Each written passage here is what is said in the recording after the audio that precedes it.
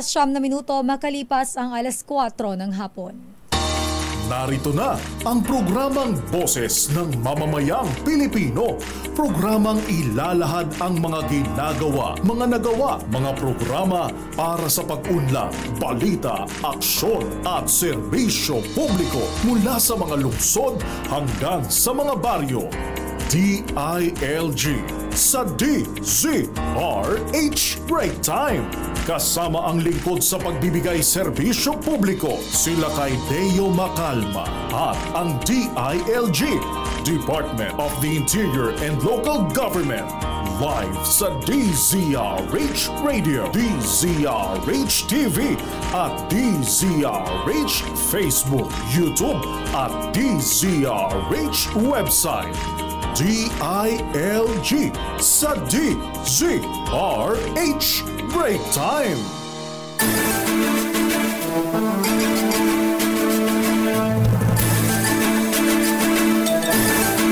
Isang magandang hapon, Luzon, Visayas at Mindanao.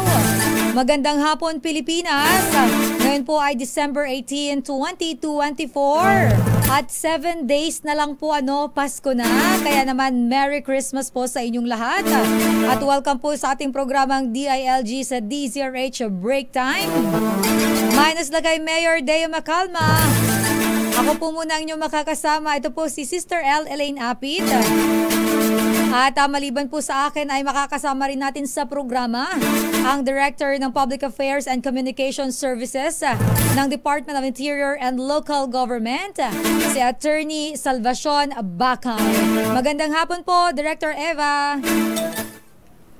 Magandang hapon, Miss Elaine, Sis L at buong Pilipinas. Sa ngalan po ng ating kalihim, Secretary John V. Cremulya, isang maganda at mapaskong hapon na sa mga nakikinig sa atin at nanonood on-air at online.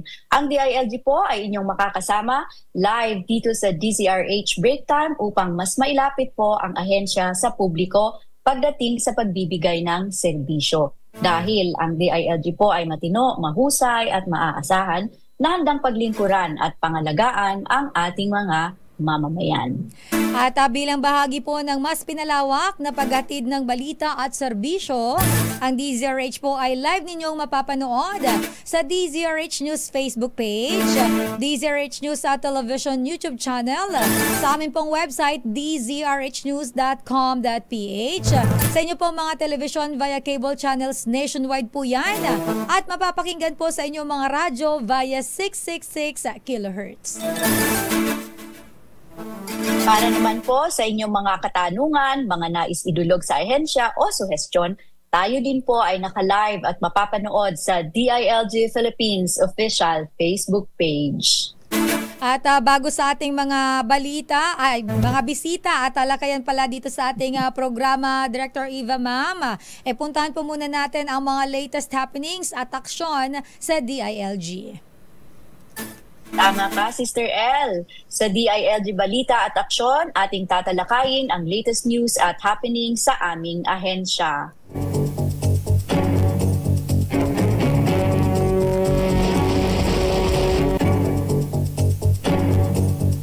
Pinangunahan ni na Department of Interior and Local Government as Secretary John V. Rimulya, Philippine National Police Chief General Romel Marbil, Philippine Amusement and Gaming Corporation o PAGOR Chairperson Alejandro Tenco, at Presidential Anti-Organized Crime Commission Executive Director Gilbert Cruz ang pagpadlak sa anti-illegal offshore gaming operations sa Island Cove, dyan po sa Kawit, Cavite. Ayon kay DILG Secretary Rimulya, nasa 15,000 ang mga empleyadong Pinoy sa Island Cove, habang 15,000 rin ang Chinese nationals. 12,000 naman ang mga Pinoy at humigit kumulang sa 4,000 na mga dayuhan ang nawalan ng trabaho sa pagsasara ng naturang Pogo Hub. Sa press briefing noong nakaraang linggo, sinabi ni DILG Secretary Rimulya na mag-i-issue ang DILG ng executive order sa lahat ng local chief executives na required silang magsumite ng report ng suspicious activities sa posibleng set-up ng mga pogo sa kanilang lugar. Sinisiguro naman ng kalihim na ipagpapatuloy ang pagpapasara sa mga natitirang POGO o scam center sa bansa kahit matapos na ang December 31 deadline.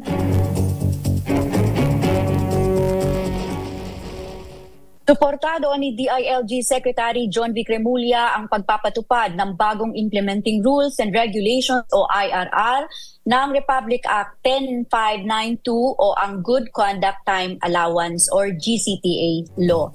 Aniya, ang implementasyon ng revised IRR ay makakatulong sa decongestion ng mga kulungan sa bansa sa mga susunod na taon.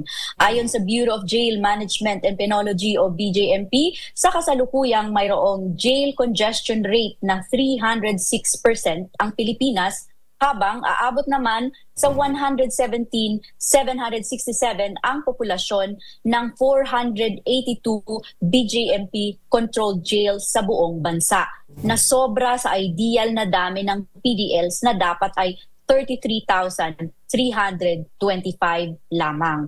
Dagdag pa dyan ang implementasyon ng Good Conduct Time Allowance or GCTA law na inaasahang magreresulta sa pagkakapantay-pantay ng turing sa persons deprived of liberty o PDLs at pagbibigay ng tsansa sa mga ito na makaipon ng time credits for good conduct na ibabawas naman sa taon ng kanilang sintensya sa pagkakakulong.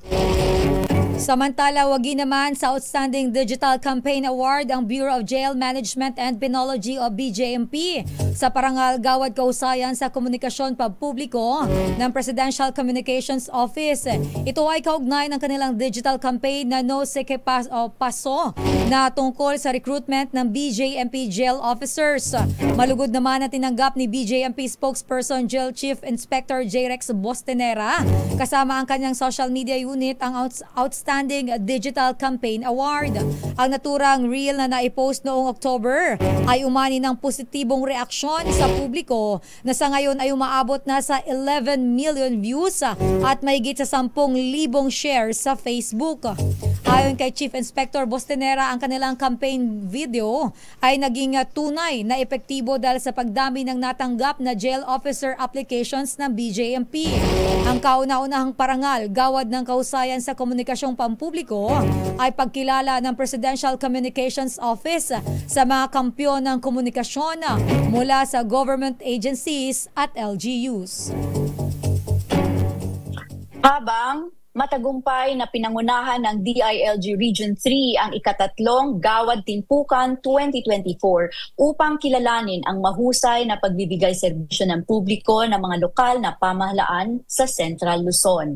Tampok sa Gawad Timpukan ang mga rekognasyon sa mga regional finalists ng 2024 Subaybayanin National Awards, first 10 completed projects sa Seal of Good Local Governance Incentive Fund or SGLGIF. Ito yung perang premyo ng SGLG.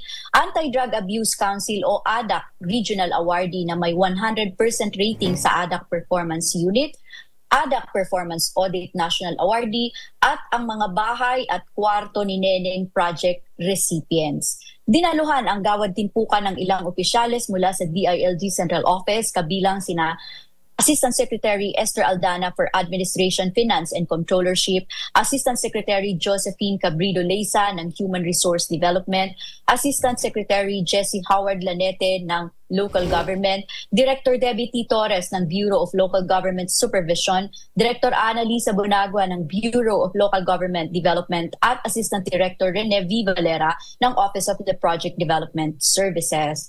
Kasama rin ang mga opisyales ng DILG Central Luzon, Regional Director Attorney Anthony C. Nuida, Provincial Directors, Highly Urbanized City Directors, Cluster Team Leaders, at program managers na naging instrumento upang masiguro ang tagumpay ng Gawad Timpukan Awards.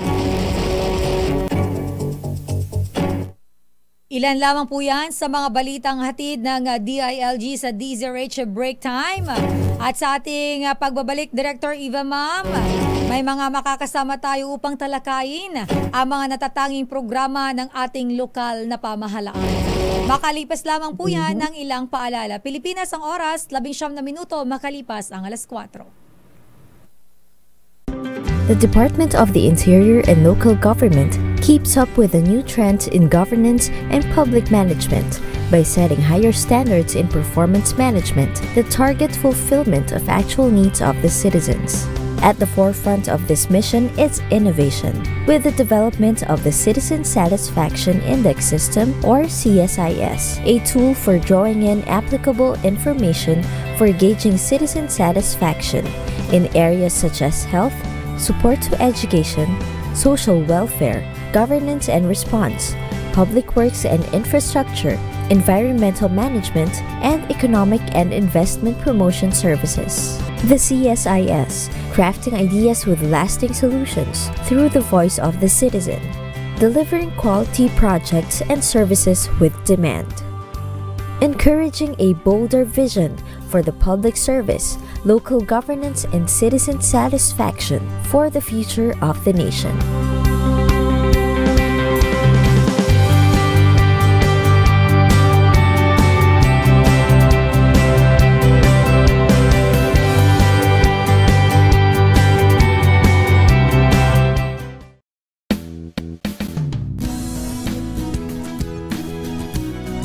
Mula sa mga lungsod hanggang sa kasulok-sulukan ng mga barangay. Kung ikaw ay may sumbong at suwestyon, iparating yan sa DILG sa DZRH Break Time. Mapakikinggan tuwing Miyerkules alas 4 hanggang alas 5 ng hapon kasama ang lingkod sa pagbibigay serbisyo publiko. Sila kay Deo Macalma at ang Department of the Interior and Local Government. Live sa DZRH Radio, DZRH TV at DZRH Digital, Facebook, YouTube at DZRH website. DILG sa DZRH Break Time.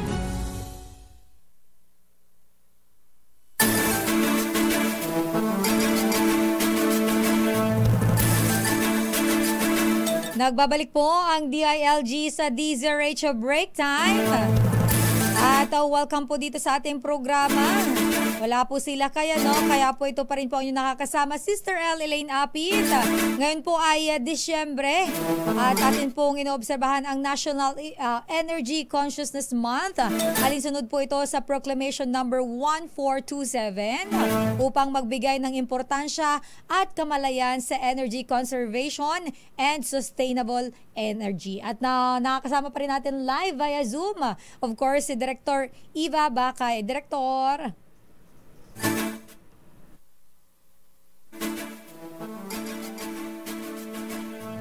Director, ma'am. Hello. Ayan, Director. Mukhang hindi tayo naririnig ni Director kanina. Director, hindi tayo nagkakarinigan. Tama ka dyan, Sister El. Hindi kita narinig kanina. Pero tama ka po, no? Ang month na ito ay National Energy Consciousness Month. Kaya naman sa hapong ito ay makakasama natin ang mga LGUs na nagpakita ng kanilang best practices on energy conservation and sustainability. Patunay dyan ang kanilang natanggap na pagkilala mula sa Department of Energy nung nakaraang linggo lang. Makakasama natin ang baknotan sa La Union na nagwagi ng Energy Efficiency Excellence Award at ang Iloilo Province naman bilang Sustainable Energy Awardee. So tara't alamin natin ang iba pang detalye kaugnay niyan. Ating makakakwentuhan ngayong hapon mula sa Iloilo Province, ang focal person ng Iloilo Provincial Government Environment and Natural Resources or PGENRO, Energy Efficiency and Conservation, Mr. Ray Victor Garin. At maya-maya po ay sa bayan naman ng Baknotan, si Mayor Divina Fontanilla at Vice Mayor Francis Fontanilla. Unahin po muna natin ang Iloilo Province.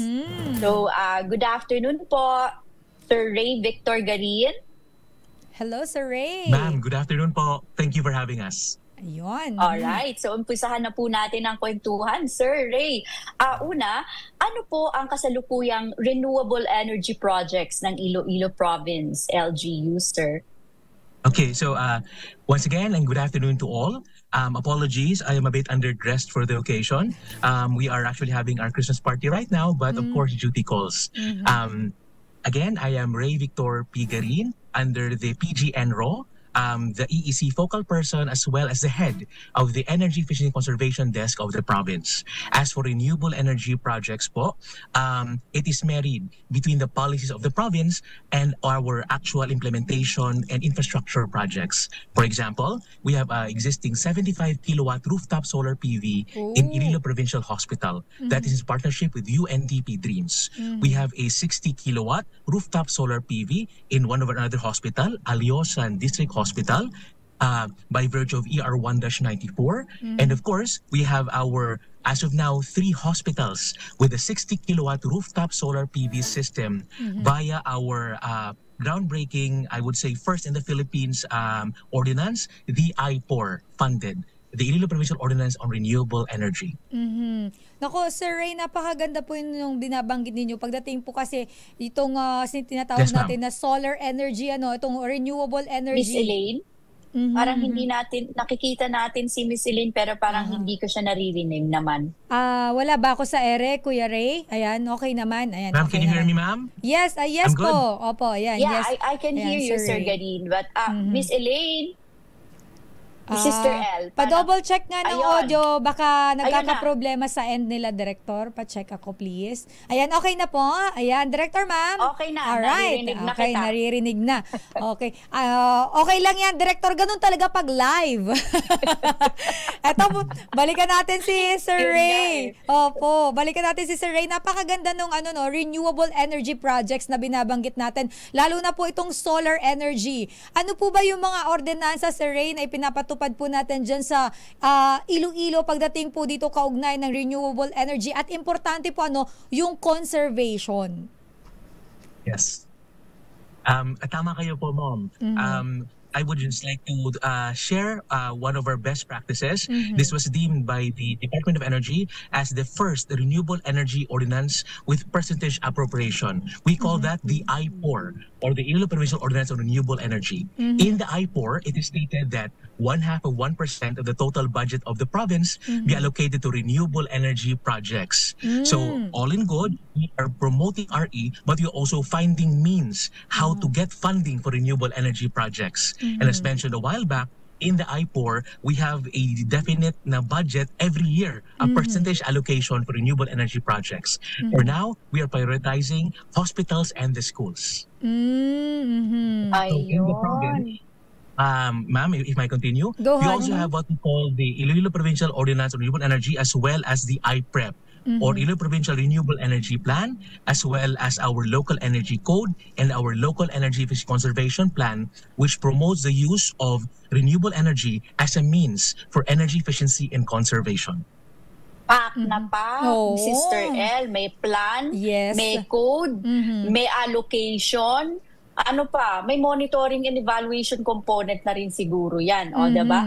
So, Sir Garin, gaano po kalaki ang naitulong ng inyong mga renewable energy projects sa inyong lokal na pamahalaan at pati na rin sa mga recipients, of course, na mga kababayan sa Iloilo, sir?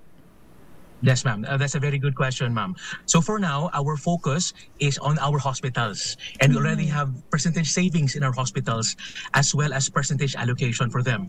So for example, in the Iloilo Provincial Hospital, last year, we had more or less 800,000 savings. We are projected to have more or less over 1 million pesos savings for this year. So that budget can be allocated to something more meaningful, like example, additional staff or what the hospital really needs. As for our LGUs, it is embedded in our government energy management program. In the province, we have out of the 43 municipalities in one component city, all of them have EECOs or energy efficiency conservation officers. And those EECOs also promote renewable energy.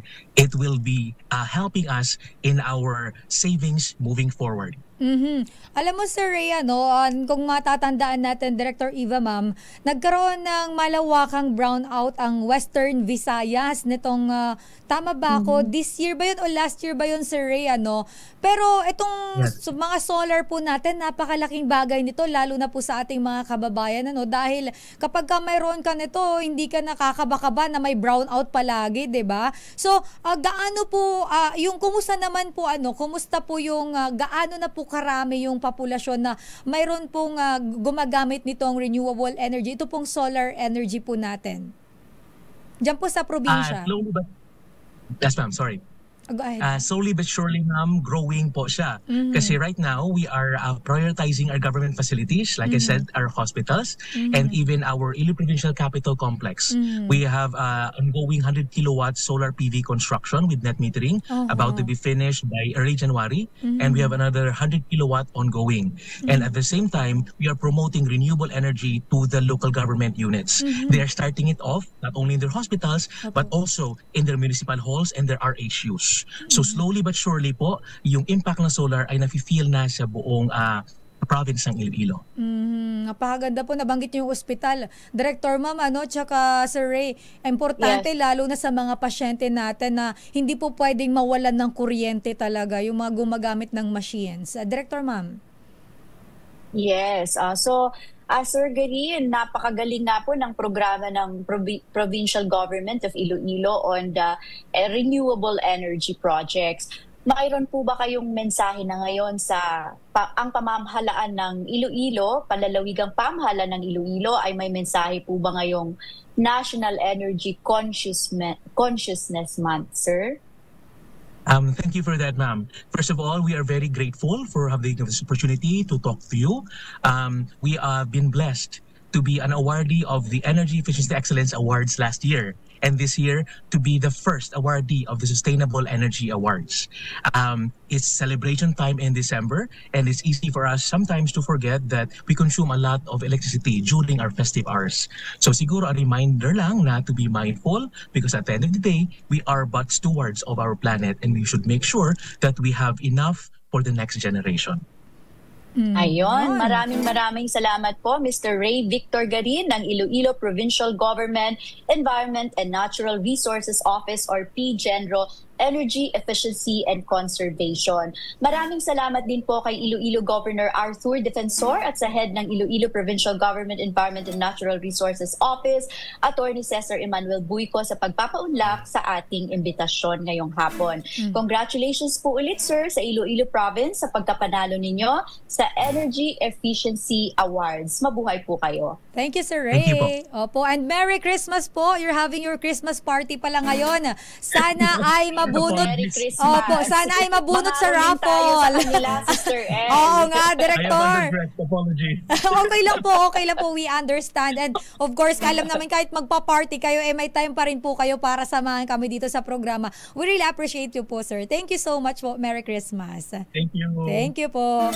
Ayan, Director Ma'am, may mga nananalangin mabunot sa sa raffle. yung ayaw mabunot sa minor, pagka hindi nabubunot sa minor, tuwan-tuwa.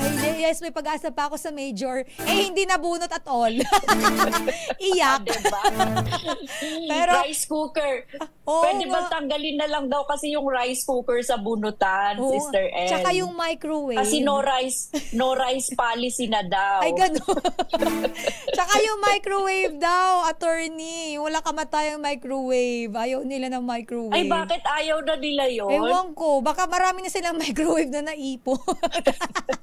Wala namang expiration yun. Oo nga, tsaka so, okay lang. Pagka tamad-tamad ka mag-init, okay na yung microwave, di ba, Direktor? Yun kung may iinitin ka. Paano pag wala? Ba't na tayo napunta sa Christmas party? Hindi. Uso na kasi ang Christmas party, Director, di ba? Alam ko naman yung mga kababayan natin nagsasaya sa mga ganitong panahon. Pero dapat po vigilant pa rin tayo dahil usong-uso pa rin po ang mga nagkakasakit. Pero mamaya, Director, mayroon din tayong makakasama sa ating programa, no? Ang Baknotan ay makakasama din natin ang kanilang alkalde. Pero maya-maya lamang po yan. Kailangan lang po muna nating maghanap buhay. Director, babalikan po kita. Mag-break lang po tayo ng saglit na saglit lang. Pilipinas, ang oras, 4:39. In this new age of good governance, the SGLG remains steadfast in its mandate of advancing the matapat at mahusay brand of local governance. Strong, unwavering, resilient, LGUs that successfully pass the seal shall receive the SGLG Incentive Fund to help finance their development projects in their locales. On and on, the SGLG inspires each and every LGU to take on the challenge of the ever-evolving landscape of public service. On and on, the SGLG inspires each and every LGU to be effective partners in this transformation journey towards inclusive and resilient prosperity. Ipagpatuloy natin ang tapat at mahusay na pamahalaang lokal para sa pagbabago at patuloy na pag-unlad. One nation, one vision, one seed, the seed of good local governance.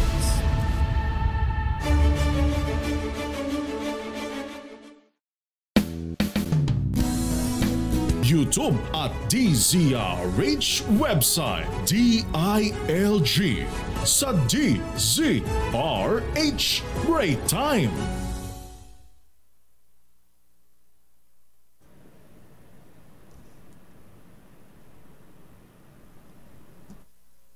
Tayo po ay nagbabalik sa ating programang DILG sa DZRH Break Time. Ba't tayo tumunog nitong pinapatugtog ko, Kuya Ray? Ayaw niya.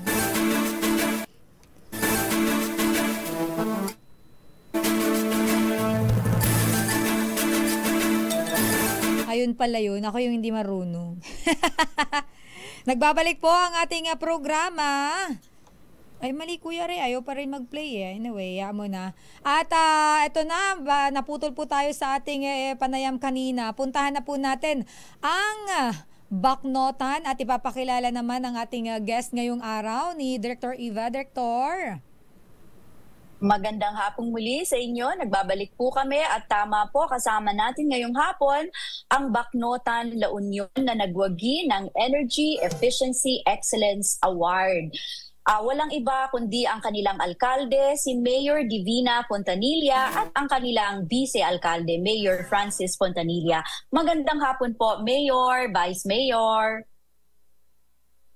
Magandang hapon po, magandang hapon po sa lahat na nakikinig sa DZRH. Good afternoon po. Good afternoon po, Mayor Divina Fontanilla and Vice Mayor Francis Fontanilla. Welcome po dito sa DZRH. Director, ma'am. Ayon. Umpisahan na natin ang kwentuhan, Mayor, kung paano po kayo nanalo nitong award na ito.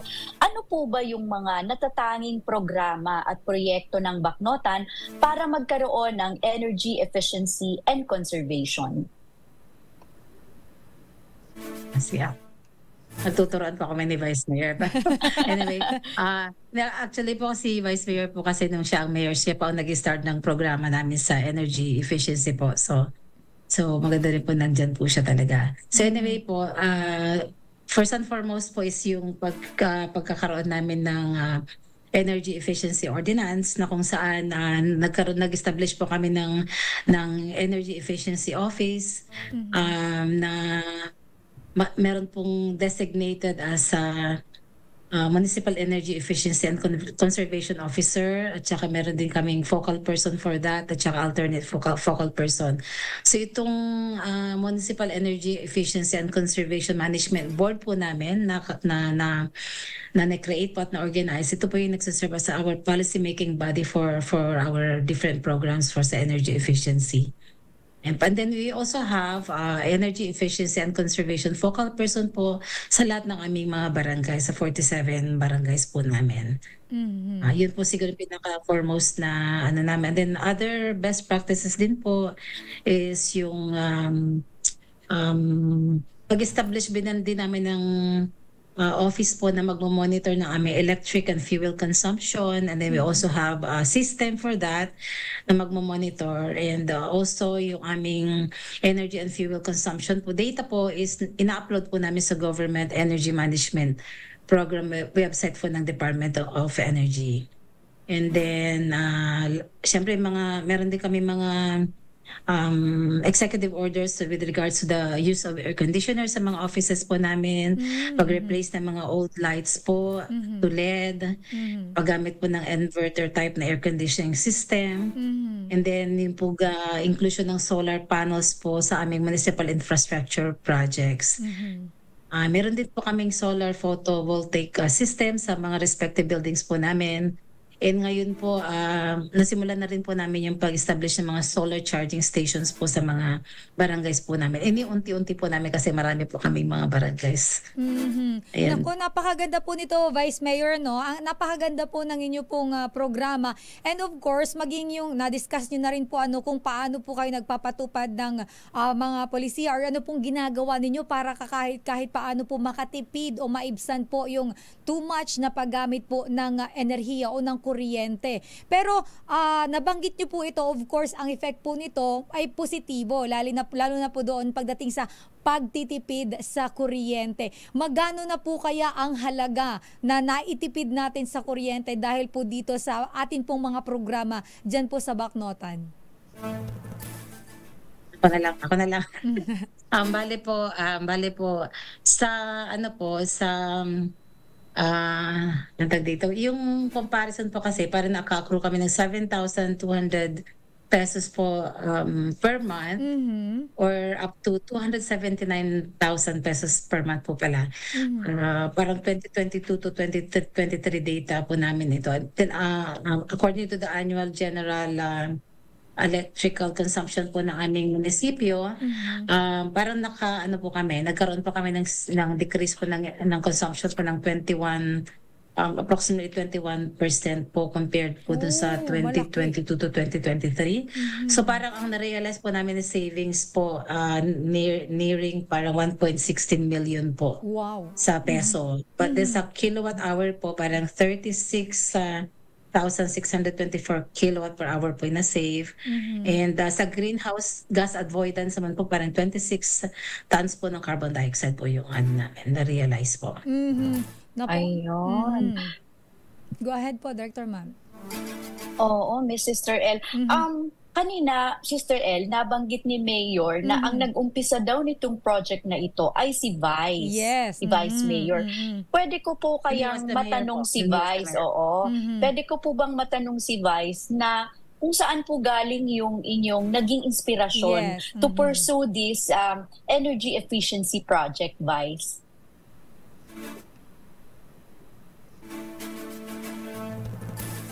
Medyo nakamute yata yung or wala tayong audio.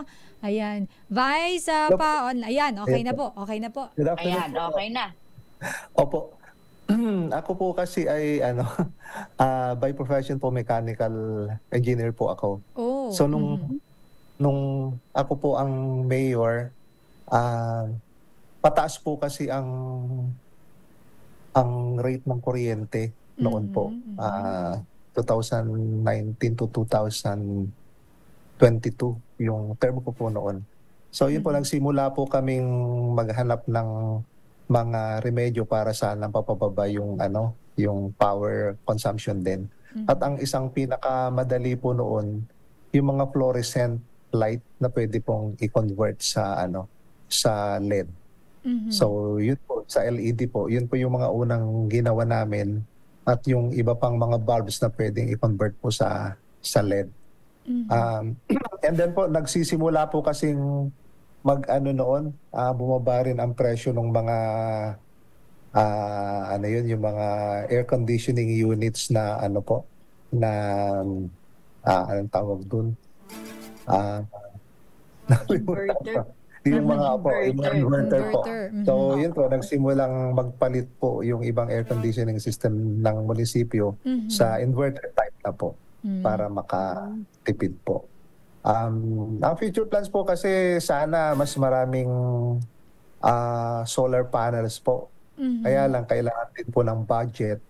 So naghahanap po kami ng mga partners na pwedeng tumulong po. Lalo na po si Mayor, masipag po na maghanap ng mga mga partners para sa mga ganung project po. Ayun. So ang problema pala nila, Sister L, noon ay sobrang taas ng bill nila sa kuryente. Mahal. Mahal ang bayarin. So kanina millions yung, tama po ba yung dinig ko, Mayor? Millions po yung na-save or kilowatt po ba yung usapan doon kanina? Mayor, ma'am? Medyo nakamute po yata. Pasuyo na lang ng kay Mayor. Ayan po, Ayan, po. okay na po. In terms of peso po, parang approximately 1.16 million po yung para na save po 1.16 namin. million. Oh. And sa kilowatt naman po, 38,600 plus kilowatt per hour po yung na-save po. Mhm. Napakalaking bagay, Director Eva, ma'am, tsaka Mayor, ma'am. Ang nabanggit po kanina ni Vice Mayor na yung budget po sa paglalagay nitong mga solar panel natin. Kumbaga, ito yung isa sa mga problema o napagdaan ng problema para po maka-acquire tayo po nitong facilities na mga ganito na nakakatulong sa inyo po diyan sa Bacnotan. So as of now po ba, may mga expansion, gaano na po ba karami yung mga opisina ng LGU dyan po na nag-a-adapt na po sa solar or renewable energy po?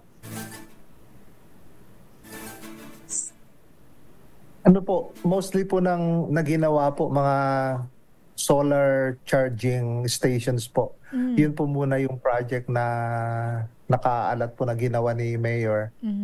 Meron pong 5 barangay po na gagawin. Mag-i-install po, pero tinignan kung ano-anong barangay yung may mga pinakamaraming electronic bikes. Opo. E-bike po. Ay, e-bikes. Po. And then sa mga buildings po, ongoing po ang planning para makita po kung ano talaga yung alin sa mga building talaga ang nangangailangan po ng para siya po yung mauuna na gagawan po ng paraan, maghahanap po ng budget. Para po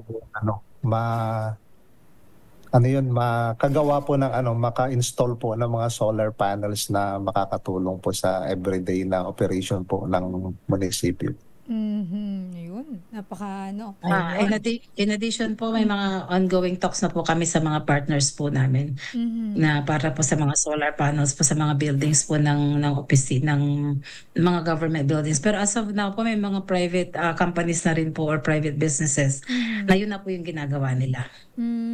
Nako, if you don't mind, Mayor at Vice Mayor, matanong ko lang po itong pagdating po sa, alimbawa, isang buong alimbawa sa opisina po sa munisipyo po ninyo, magano po ang inabot na gastos po para po makapaglagay ng gaano po ba karami ang kailangang panel para mag-function po yung, alimbawa, yung mga aircon, lahat ng mga devices o mga gumaganang di kuryenteng gamit sa loob po ng munisipyo, gaano po karaming panel at estimated amount po na inabot para po ito ay ma-implement po ng maayos? Opo, yung mga sa opisina po, ginagawa pa lang po yung yung sa plan po. Pero ang mga offices po, kung kaya po na lagyan lahat yung bubong ng solar panels, gagawin po namin para po mas malaki yung savings na na makukuha po. Kaya lang ang mangyayari po, grid. Dapat po grid type, yung parang naka-back up po palagi yung solar panel. Kasi most of the time po ang operation naman sa araw. Yun naman po yung yung pwede pong mas maganda po na gawin para hindi po masyadong magastos. Kasi kung bibili pa po ng mga battery, yung may battery, costly. Mas mahal. Mahal na yun. Mas mahal. Alright, Director Ma'am. Opo. So, ngayon, napakinggan natin yung kanilang magagaling na programa. At bilang isa sa mga huwarang LGUs or lokal na pamahalaan sa area ng energy efficiency, paano pa po mas mapapalawak ng Bacnotan ang inyong mga polisiya at programa sa pangangalaga ng enerhiya at pagiging eco-friendly LGU, Mayor? Siguro po, yun pong siguro continuous funding po ng mga projects namin na nagfo-focus po sa paggamit po ng renewable sources of energy, like yun pong installation ng mga solar lights nga po, solar charging stations. So naka-budget na po kami for 5 barangays. So sa susunod po siguro mas marami pa. And then also encouragement of yung mga private entities po at saka investors po na gumamit ng renewable energy sources. And then yun din pong yung mga constant monitoring din po at saka sa mga focal person po namin sa mga barangay po. And siguro ang additional din po is yung since we are a judge also as a literacy champion po sa buong Pilipinas, siguro po ang i-advocate po namin is yung replicability po ng aming mga best practices para naman po makashare din po kami in our own little way at pwede naman kaming maging benchmark area po na ibang LGUs at ibang opisina po. And siguro additional din po is yung IEC rin po namin sa lalo na sa barangay po kasi syempre yung sa barangay din po kaminsan hindi rin sila masyadong aware. So ito po yung continuous din po na gagawin namin para mas lumawak pa. Aside sa aming mga focal persons sa barangay, siguro kailan talagang lahat po kami sa LGU kasi meron kaming mga program po sa barangay like yung aming annual Durasti Barangay, yung aming barangay caravan. Sinasama naman na rin namin siya sa aming pag-cascade po ng mga IEC po namin. Si Vice Mayor sir. Opo. Siguro po bibilisan po namin yung kailangan gawin yung plano po na paglagay ng mga solar panels. At saka dapat i-consider na din po ng mga LGUs ng munisipyo yung pagdi-design po ng mga green buildings. Also dito po kasi sa Bacnotan, meron po kaming andito po yung Holcim Cement. So ang Holcim Cement, meron po silang project na meron po silang mga green cement. Opo. So yun po. So, siguro hindi po direct na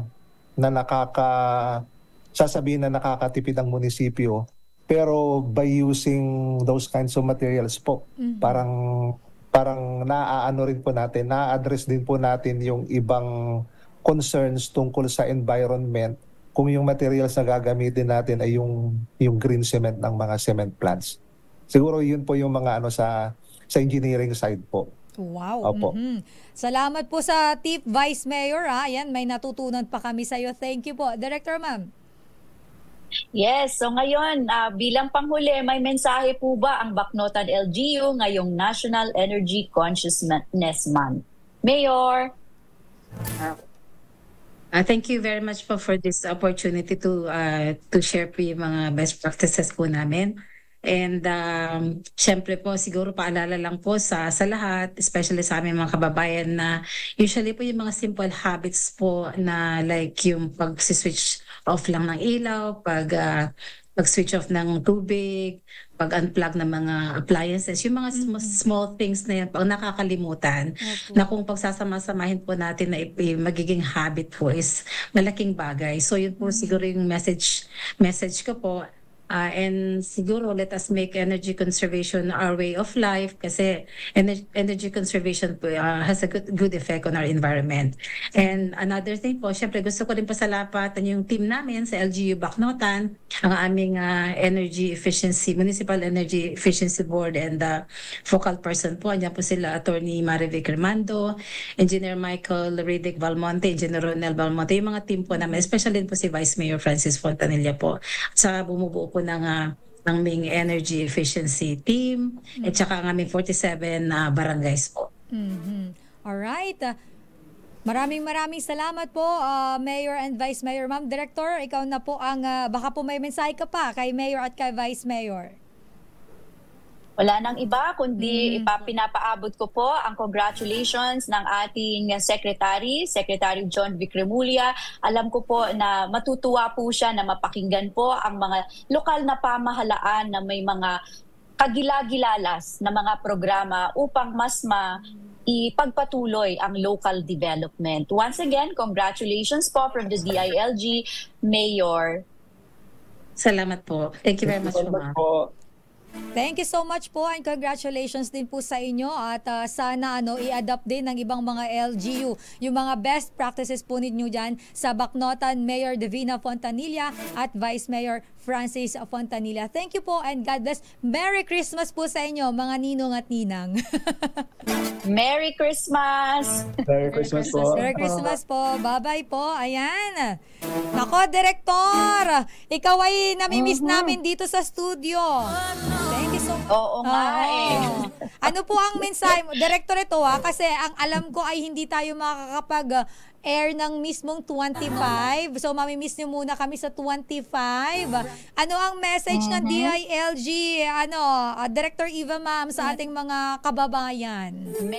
Tagapakinig. Opo. Bago po yan, nais po nating pasalamatan ang ating Provincial Director ng La Union, si PD Reggie Culisaw, na kinulit-kulit ko na kanina para sa invitation na ito. Pati na rin batiin natin si Mr. Ray Parale ng DILG Calabarzon. Lagi po siyang masugid na taga-subaybay ng ating programa dito, Sister L. Thank you At saka si RD Wela ng DILG Caraga. Maraming salamat sa inyong pagsubaybay sa ating programa. At ang pagbati po ng DILG at ng aming kalihim, Secretary John Vic Remulla, ay bumabati po ng maligaya at tahimik na Pasko sa ating lahat. Merry Christmas! At wag po magpapatok. Bawal na yata yung paputok ngayon, Director Ma'am, lalo yung mga makukulit. Bawal po. Pero si local government unit po, isang pamahalaan, lokal na pamahalaan ay kung magde-designate sila ng area, isang space, isang space kung saan sila ay magpapaputok, ang LGU man yan or yung mga kababayan natin na nais. Pero kung ako, wag na lang, gagastusin mo, tas makikita mo na lang na naging apoy na o abo na, diba? Nako, tama ka dyan, Direk. Oo, ibagsak mo na lang yung takip na lang, Sister L. Diba? Takip ng kaldero, kaya yung kaserola nyo, ibagsak mo na lang, ganon.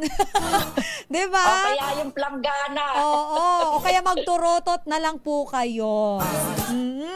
Director Ma'am, maraming salamat po at kailan ba tayo magkikita? Sa 27 na tayo magkikita. Oo. Kaya magpapamiss lang tayo ng konting-konti sa ating mga viewers at listeners. At naku, Director, mukhang kailangan na po nating magpaalam pala dahil mukhang overtime na pala tayo. Maka-carry on naman tayo sa Pasko spirit natin Sige na nga. Oo nga, pero Director, magpapaalam na tayo. Go ahead po. Maraming salamat po muli sa inyong patuloy na pagtangkilik. Ako po si Eva, DILG Public Affairs and Communication Service. Sa ngalan po ng ating kalihim, Secretary John Vic Remulla, Yusek Odi Pasaraba. Merry Christmas! Merry Christmas at maraming salamat po, Director Eva Ma'am.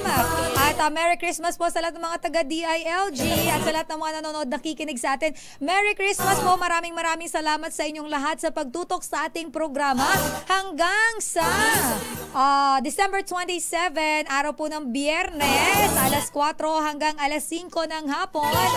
Ako naman po si Sister L. Elaine Apit minus la kay Mayor Deo Macalma. At ito po ang DILG sa DZRH Break Time. Susunod na po ang programang Balansyado Pilipinas. Ang oras, 6 na minuto na po makalipas ang alas 5 ng hapon. Inyong napakinggan ang DILG sa DZRH Break Time. Kasama ang lingkod sa pagbibigay serbisyo publiko, sila kay Deo Macalma at ang DILG hanggang sa susunod na Miyerkules, alas 4 hanggang alas 5 ng hapon. Tumuto, makinig dito sa DILG sa DZRH Break Time.